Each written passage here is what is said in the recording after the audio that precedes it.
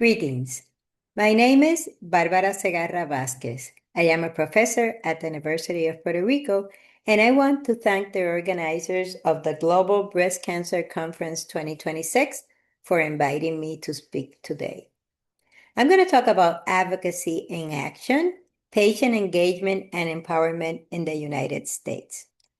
Around the world, patient involvement is changing. Patients are no longer seen only as recipients of care. They are becoming partners, advisors, and leaders. Today, I want to share what we have learned in the United States about patient engagement and empowerment.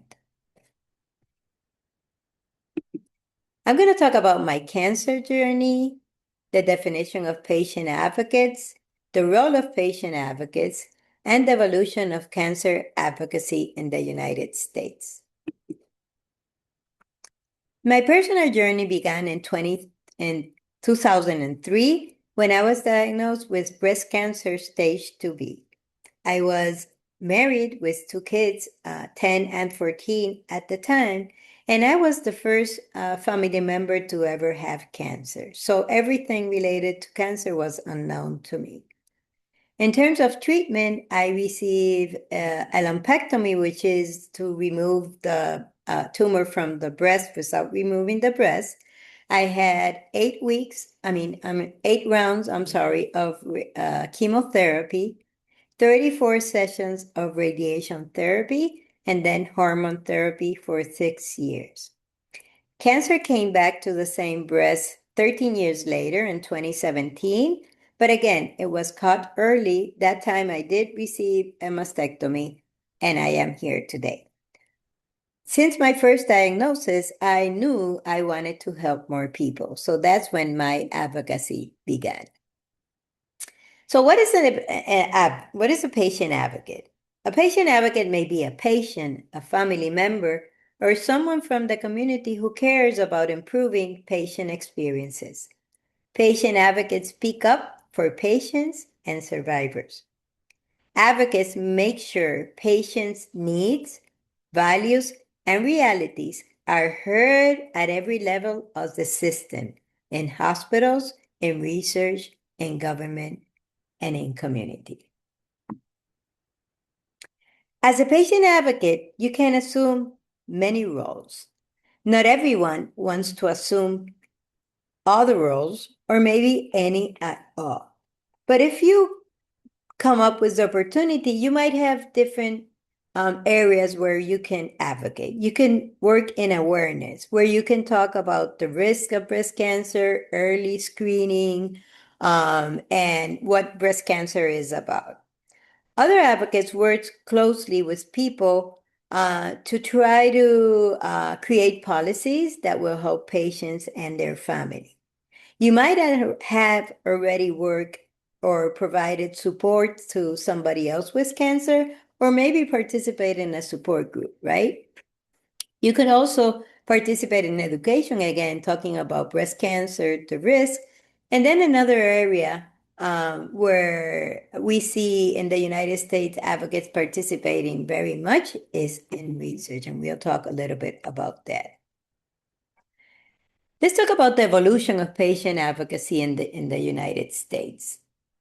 It really began with the HIV crisis. HIV patients and activists demanded attention. They wanted approval of drugs because their people were dying. So they started a very active community that led the way later for cancer patients. Then patient empowerment shift. Patients became active instead of being passive care recipients. In the 90s, breast cancer patients demanded to be heard and involved. By the end of the decade, advocates won seats on research planning and review groups, including the National Cancer Institute and the American Cancer Society. The Food and Drug Administration brought advocates to their advisory committees in 1995 and made them members in 1998.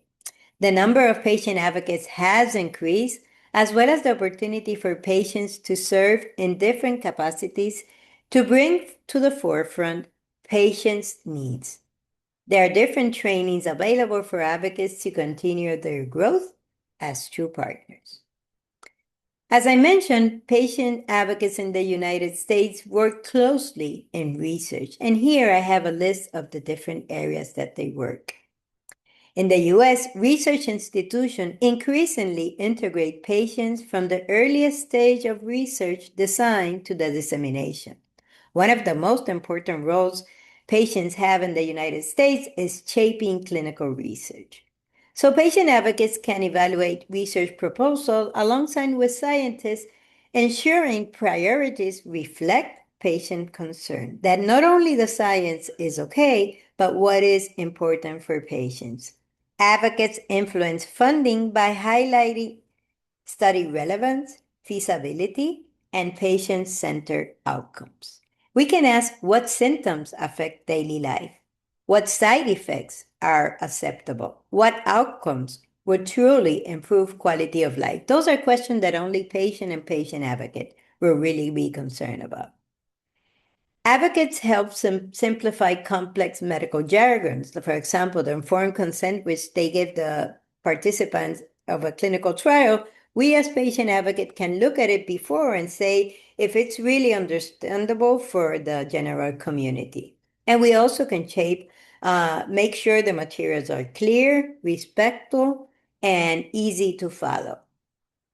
In terms of advocates also participate here in IRB, or what in other places is called bioethics and safety, and advocates ensure participants' safety, rights, and well-being. They can ask, is the burden too high? Are the visits too frequent? Are the risks explained clearly? So most importantly, patients bring lived experience that help shape the science. Advocates can also work have other roles. As I mentioned at the beginning, FDA started involving patients since the 90s. And now FDA has advisory committee, expert panel, listening session, patient engagement advisory committees, oncology drugs advisory committees, and others. Patients can also share their stories. Their stories is powerful to bring life to the real patient that is receiving treatment. They can participate in advisory board. Here in the middle is the advisory board for the Cancer Center here in Puerto Rico, where I live. You can also speak with researchers, talk to them, tell them your story, tell them what is important for you or what is important for people that you know. You can also speak in engagement and in conference like I did in San Antonio Present, like I'm doing with you guys today. This is a paper from NCI that summarizes the outcomes of patient engagement, how important it is.